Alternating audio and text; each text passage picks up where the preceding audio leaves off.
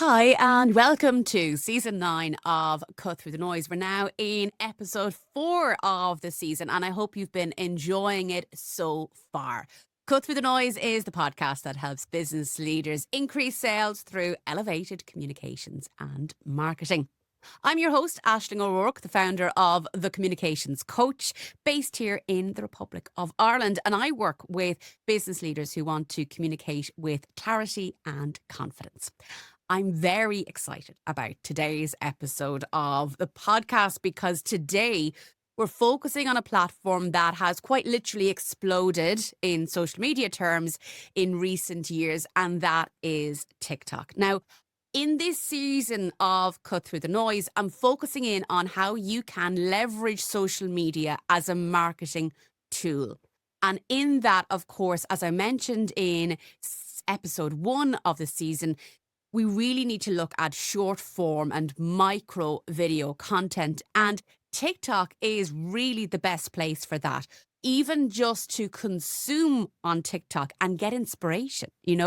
But it is even better, of course, if you can put your face on the camera and put you and your brand out there on TikTok. Now, the video platform is based about on having personality and giving a sneak peek, a behind the scenes look, whether that's your life, your hobbies, or of course, the reason we're here, your business. Today, I'm delighted to be joined by a person who I've followed on TikTok for quite some time now, Lana Kearney from Belfast in Northern Ireland.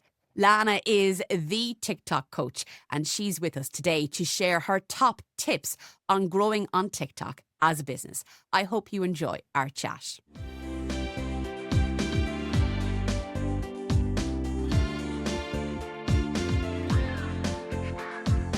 So, Lana, you are very welcome to Cut Through the Noise. Thank you very much for having me, Aisling. So, Lana, you are joining us from Belfast, and you've created this, this business for yourself as a TikTok coach. And in this series of Cut Through the Noise, we're really delving deep into social media and how business leaders can actually be leveraging social media to get bigger engagement, to grow their business. And we know that we're now in, the final quarter of the year. Things get very, very busy.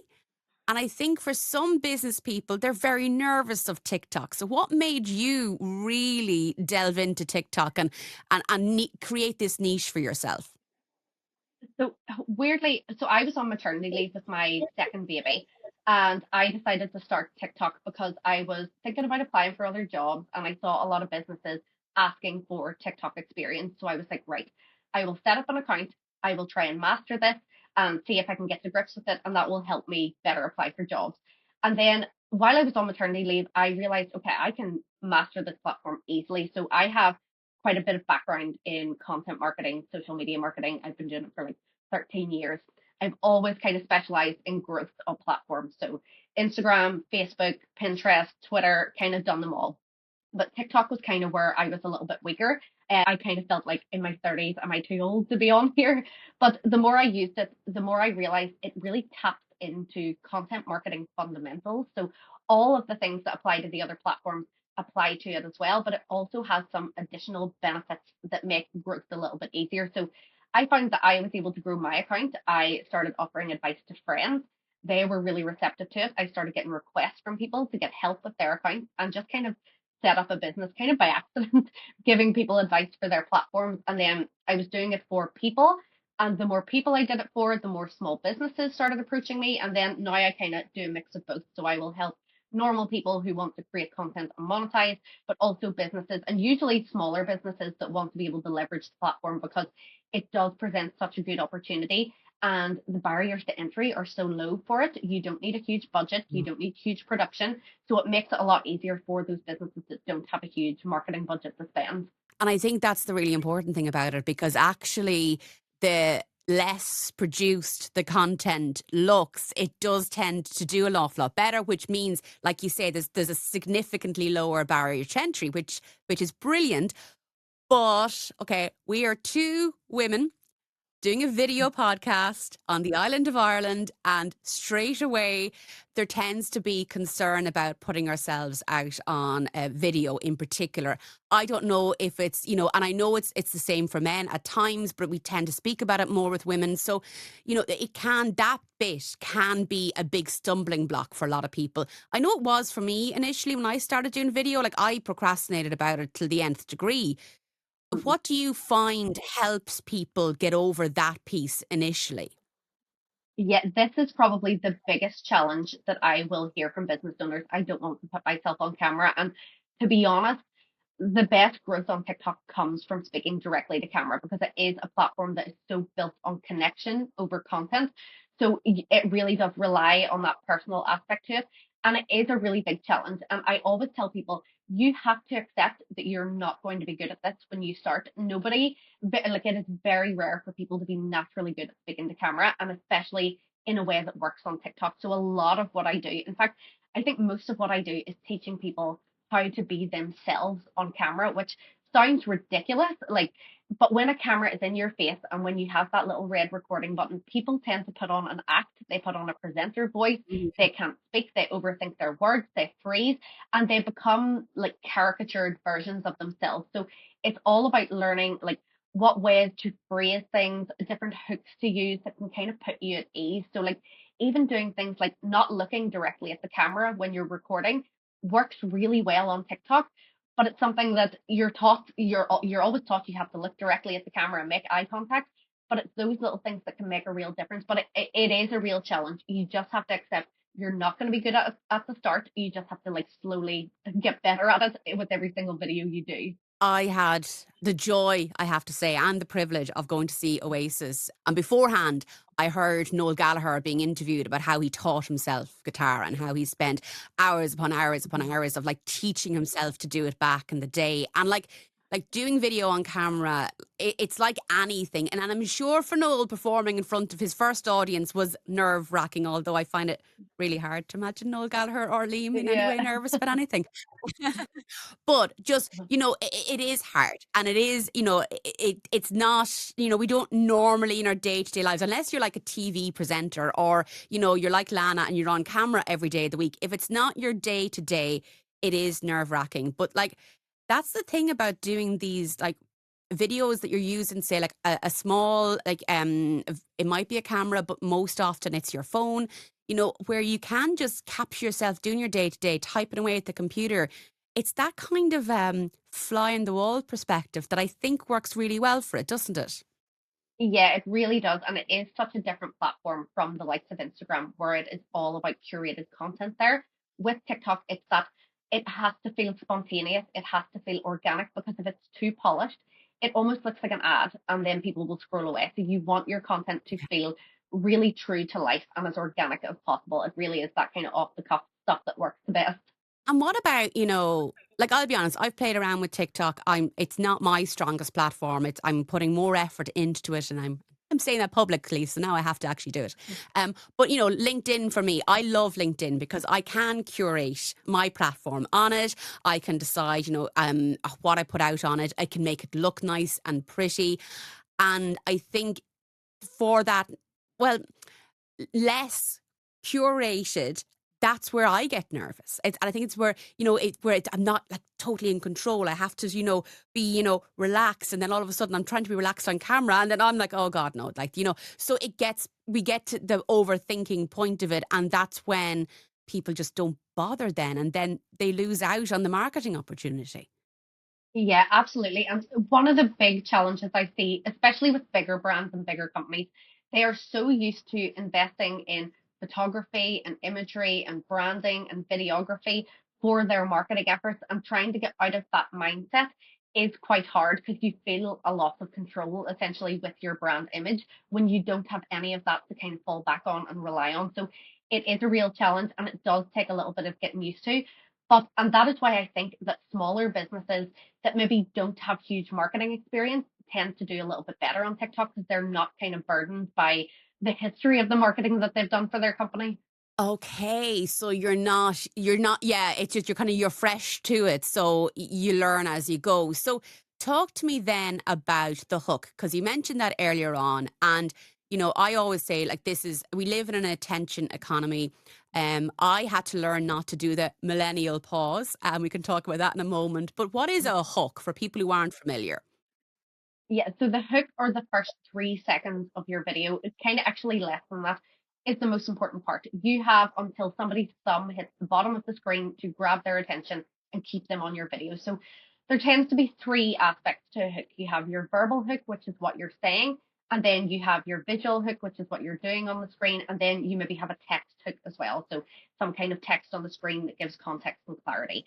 Your hook needs to it kind of depends on the point of your video, but ideally it wants to speak directly to the audience's pain points or struggles or something specific that they're going through, and it wants to offer clarity. So, for example, if I was a dentist and I was giving tips on how to brush your teeth properly, within the first couple of seconds of the video, I would say something like, "You're brushing your teeth all wrong. Here are 3 tips from a dentist who's been doing this 20 years on how to do it properly." So you're stopping the scroll, you're giving clarity, you're giving context, and a reason to keep watching. So when you say I'm going to take my phone out here now to do it for camera. So when you say how long it takes the person's thumb to get to the bottom of the screen, that's when you were scrolling and scrolling on the phone. It's that physical action of I'm scrolling up on TikTok, I have to go back down again. It's those milliseconds that you have to capture people's attention in. Yes, and it really doesn't matter how good the rest of your video is. If you cannot capture attention within those first 3 seconds, people are gone. They are just immediately out of the room. So you've got your hook right. You've decided you've captured people's attention. What then? I did mention the millennial pause, and if someone hasn't heard it, what exactly is it? So because us millennials are we're not really used to recording ourselves, we have a bit of a pause when we turn on the camera between turning on the camera and speaking. And it is a real like marker of somebody over the age of 30. It's something that Gen Z don't do because they're so used to filming everything. So it really kind of like it is a bit of a blocker if you are creating content, and it does disturb your hook a little bit because you're wasting time essentially at the start of the video. You need to jump straight in, and a lot of the time, like I still have a millennial pause when I create content. I cannot get out of the habit, but I will just edit really ruthlessly so that I am cutting my video exactly when I start talking. Okay, the video has to start right there and then. You have to grab people's attention straight away. How then do you keep that engagement? What are your top tips?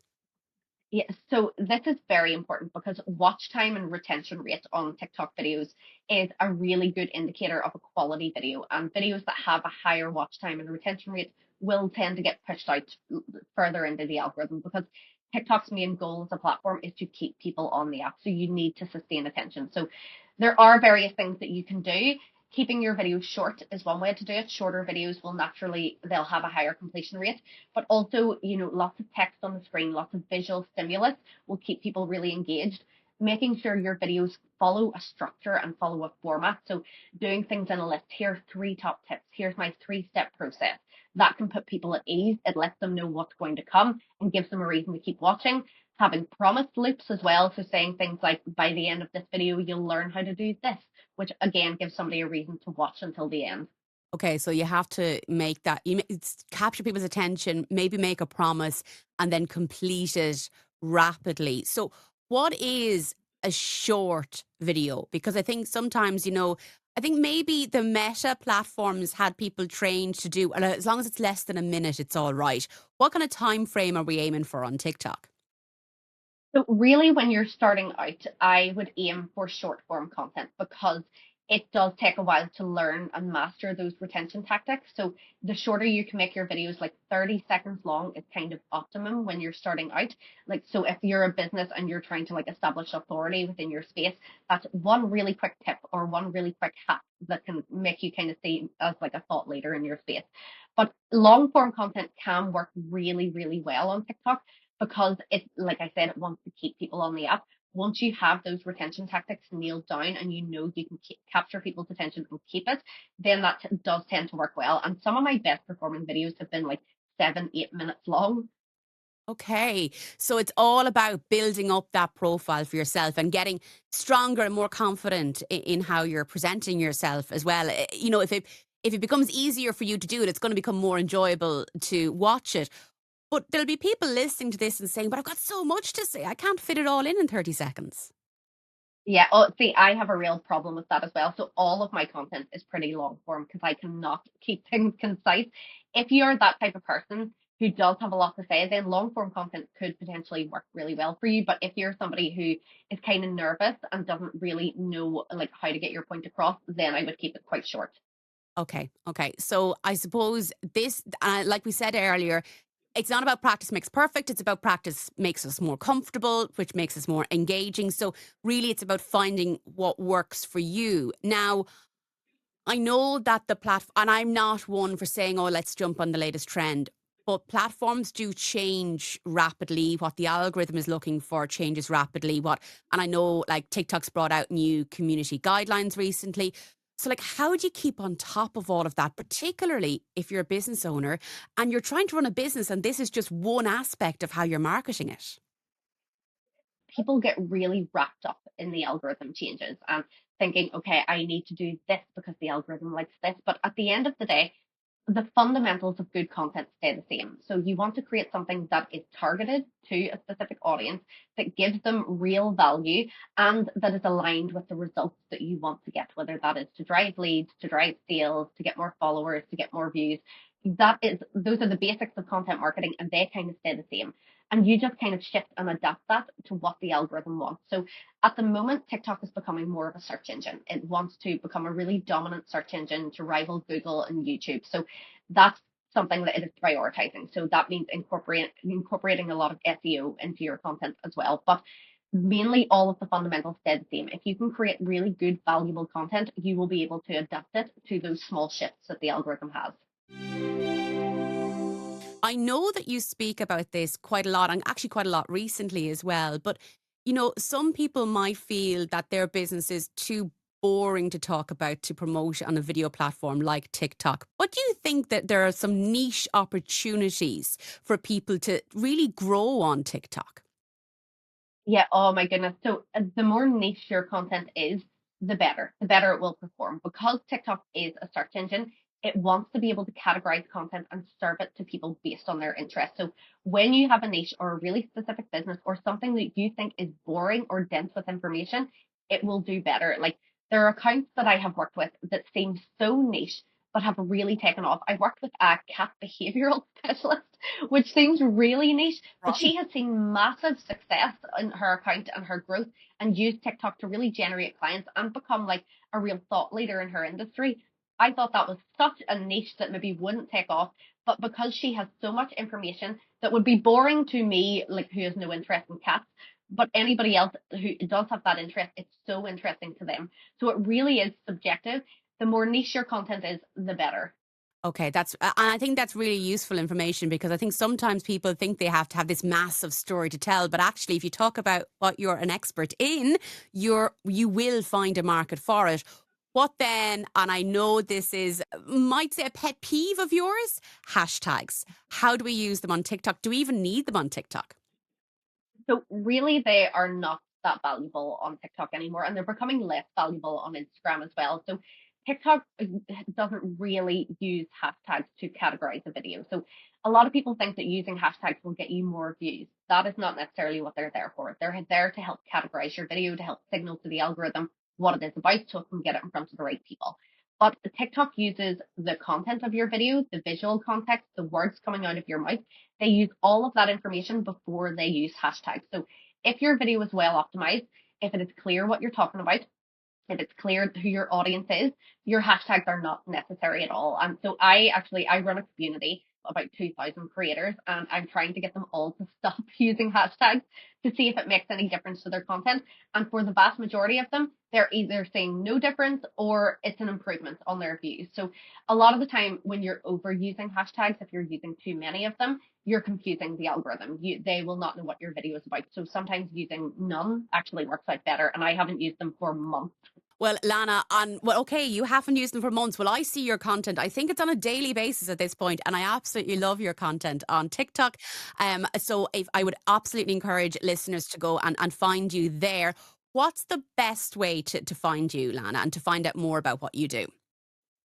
So my TikTok handle is at lana.k.social. If you search Lana TikTok coach, I will probably come up. But I then have a link in my bio with all the services that I offer. I have a course and community which helps business owners, and also anybody who wants to be a creator. But I also do like strategies for businesses as well, like bespoke strategies. So lots of different services. And of course, we will share all of Lana's details in the show notes to this episode. Lana, thank you so much for your time. No, thank you very much, Ashley. Well, I'd like to say a big thank you to Lana for taking the time out to speak with us on Cut Through the Noise today. I hope you found our conversation insightful and helpful. And look, if you're nervous about starting out on TikTok, it's only natural. I mean, we live in a society where we're constantly thinking about whether or not we're being judged. So it's only natural that the idea of putting yourself on camera for the first time or doing it as part of your business, your baby that you've worked on so hard that, like, it is nerve wracking, and that's totally fine. And I say this to people all the time, and I'm frequently shocked when I by people's reaction to it. But like, I've worked in media for 21 years. I went into radio. I studied photography and journalism.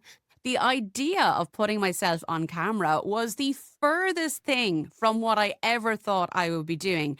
And now, having started very slowly doing videos online and putting my face into them, in 2023, I think I've slowly, this year, I think, really gotten comfortable in front of a camera. So much so that I now do a regular slot on TV here in Ireland. So, it's it does, it takes a bit of like just jumping in and just going for it. And you know what? You're recording it on the privacy of your own mobile device. So if you really hate it, you don't have to publish it, but do try. And like, if I was to give you my top tip for getting on it when it comes to TikTok, it really is giving it a go. And if you're the person, and I've said this before on the podcast and in other media appearances, if you think TikTok is just for kids doing silly dances, then you're missing a trick, because it is such a fantastic platform for, as Lana said, niching down and sharing your expertise and the value that you can bring to your market. Whether, as Lana gave the example of her cat behaviorist, or me as a communications coach. So I know I'll take away a lot from today's episode. So I hope you do too. That is it for today's episode of Cut Through the Noise. If you'd like to explore how what we've discussed can work for you and your brand, you can, of course, connect with me on thecommunicationscoach.ie or by email at hello@thecommunications.ie, or go on, give us a follow on TikTok. I'm at The Communications Coach. And yes, all of those links and how to get in contact with Lana are all included in the show notes below. Thank you for listening. Thank you for staying tuned to Cut Through the Noise. If today was your first episode and you enjoyed it, there is an entire back catalogue for you to go back out on. And please do give us a comment, give us a rating, review. What did you make of it? What did you find helpful? Or even drop me a line, hello@thecommunicationscoach.ie. It is a noisy world, particularly on social media. So we need to communicate with confidence, clarity, and authenticity. So remember, if you want and your brand to stand out from the sea of sameness, you have to cut through the noise. Stay safe, have a great week, and we'll be back next week with another episode of Cut Through the Noise.